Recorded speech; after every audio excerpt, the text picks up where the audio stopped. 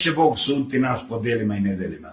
On bi onda bio jedan dobar računđi, jedan dobar biznismen koji nagrađuje komu doprinosi, kažnjava komu šteti, ako je Bogu šteta naša zla dela, recimo ako mu nanose štetu što opet besmisleno, ili ako mu koriste naša dobra dela što opet besmisleno, sad to ne treba Bogu, niti mu šteti, niti mu koristi, ali uzmemo taj pristup.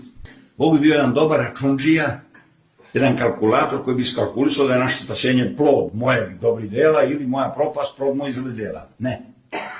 Bog će gledati u čoveka da li vidi u njemu ikonu Božju. Da li vidi lik sina svoga po kome je stvorio čoveka. Da li u njemu ima još čoveka. Da li se čovek stvarno ostvario. Nadišao sebe, ali ne da ostavi sebe iza, nego da uzdigne sebe u više. Da li se usavršio.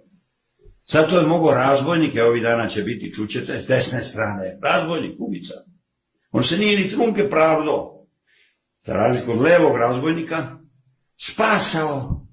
Nije ono mogao ništa da doprinese onim nedelima, da ih ispravi. Samo je video da pred njim jedan Božji čovek strada na nevin. To se videlo na licu, to se videlo u odnosu celom. Nema veće radosti od toga da je prvi ušao u raj razbojnik. Ima šanse i za nas razbojnike, đakonja.